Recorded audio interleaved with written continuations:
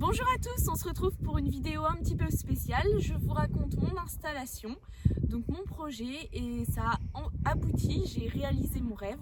Donc bon visionnage à tous. Depuis le 1er octobre, ça y est, je suis enfin agricultrice. Je suis installée sur 64 hectares et dedans il y a 18 hectares de prairies permanentes. J'ai un élevage blonde d'Aquitaine. Les cultures faites sur l'exploitation sont des céréales, blé, orge, colza et du lin, et également un petit peu de févrole.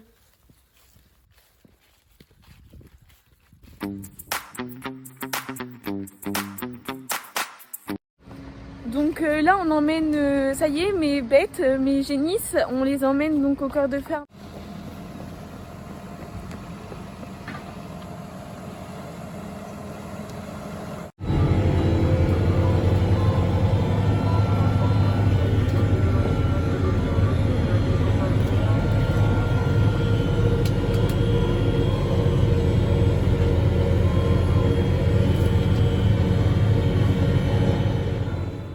Alors elles sont bien arrivées dans le bâtiment. Donc en tout j'en ai 15 génisses. Donc là il y en a 9. En fait il y a 2 lots différents. Les 6 autres elles sont plus jeunes, elles ont 1 an de moins. Voilà, donc en termes de temps de travail, ça me prend en moyenne 3/4 d'heure par jour. Voilà, pour leur donner à manger, les pailler, surveiller les vaches en chaleur. L'idée c'est de monter à 20 mères pour valoriser toutes les prairies permanentes.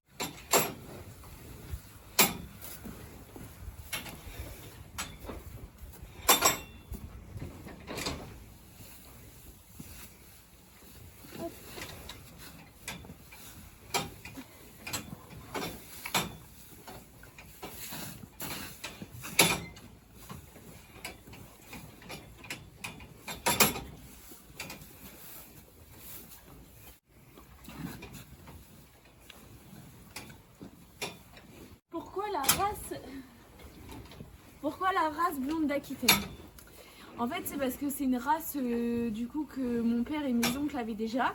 Donc c'est une race que je connais et donc c'est plus facile pour gérer une race qu'on connaît.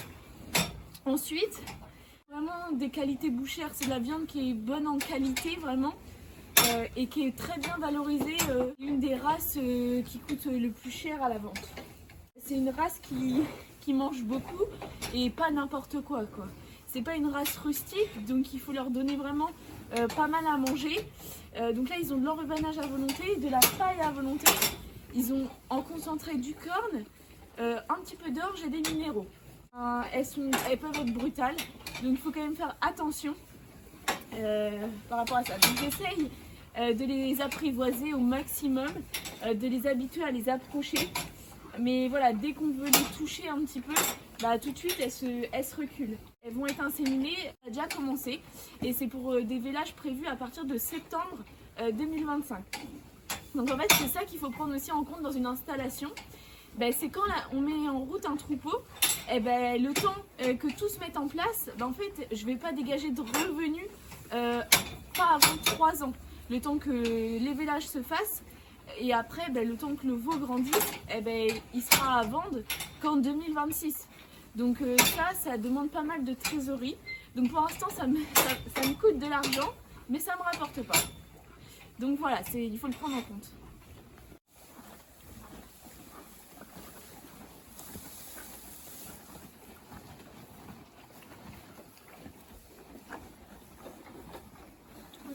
J'essaye de leur donner un peu de sel en fait, pour les appâter et essayer qu'elles mangent dans ma main, mais vous allez voir, souvent elles se reculent. Hein? Vous voulez pas? Vous êtes encore un peu peureuse, hein? Elle me voit y arriver. La 91 peut-être? Non? Du coup après je leur mets dans l'eau et puis elles le mangent. Hein, mais... Voilà, donc c'est vraiment un travail long pour les apprivoiser. Je suis installée toute seule, mais par contre j'ai le matériel en copropriété avec mon père et mes oncles. Et sans ça, franchement, j'aurais pas pu m'installer. Donc aussi un grand merci à eux de me faire confiance et voilà, j'ai acheté une part de leur matériel pour pouvoir faire mon boulot sur ma ferme. Alors pour le moment, je peux pas vivre à 100% du métier d'agricultrice, donc je garde en fait un travail à côté, donc dans une coopérative agricole, donc je suis double active. Ça veut dire que c'est pas c'est pas simple de vivre du métier d'agriculteur.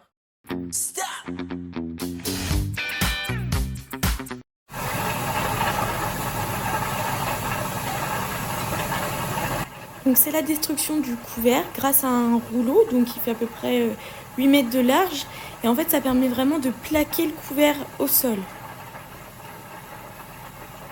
Il gèle pas mais en fait là à partir de demain il annonce donc demain 17 novembre il annonce beaucoup d'eau. Donc là tant que c'est sec le couvert est arrivé à maturité donc on le roule et franchement ça fait du bon boulot. Voilà, il est bien plaqué au sol, donc comme ça il va avoir, les vers de terre vont avoir le temps de digérer pendant là 2-3 mois avant le semis du lin.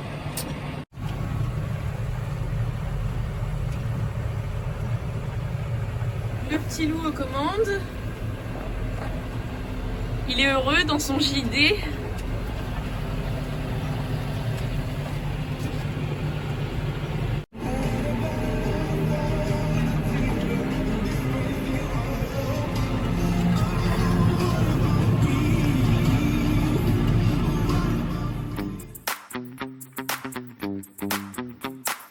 Alors si je peux donner 3 conseils à ceux qui veulent s'installer, c'est d'abord de l'organisation. Parce que l'année de l'installation, il faut faire énormément de papiers.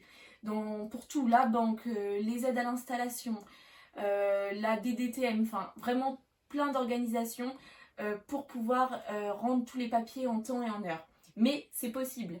Le deuxième conseil, c'est la persévérance. Surtout, il y aura des moments difficiles. On se dit dans quoi je me suis embarquée, mais croyez toujours en votre projet et n'abandonnez jamais, ça va marcher. Moi mon problème c'est le stress, je suis une personne qui stresse vraiment facilement et là ça a engendré pas mal de stress mais voilà il faut toujours prendre un peu de hauteur par rapport à tout ça et moi ce qui m'aide à décompresser, c'est important je pense d'avoir une activité à côté, moi c'est le sport donc je pratique pas mal de courses à pied et du yoga aussi et ça marche plutôt bien. Si c'est important de sortir avec ses amis pour se changer les idées, ça peut être aussi un moyen de décompresser, de garder un lien et pas toujours rester en fait dans sa ferme, dans son truc. Mais voilà, le fait de discuter avec d'autres gens, ça nous donne aussi de nouvelles idées et ça permet de rebondir face à des difficultés qu'on peut rencontrer. Contente de représenter donc les femmes, je suis désormais agricultrice donc dans ce milieu qui est encore pas mal masculin. On est une fille, des fois on a des réflexions comme quoi on n'est pas faite pour ce métier, il faut de la force, etc.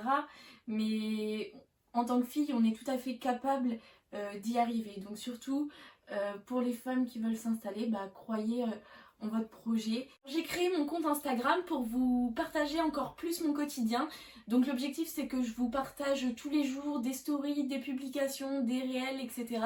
Donc je vous invite à vous abonner sur mon compte. Le lien est en description de la vidéo.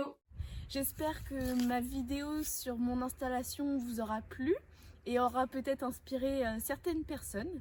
Voilà, donc merci à tous d'avoir regardé et puis abonnez-vous, mettez un petit pouce bleu. Bon week-end à tous!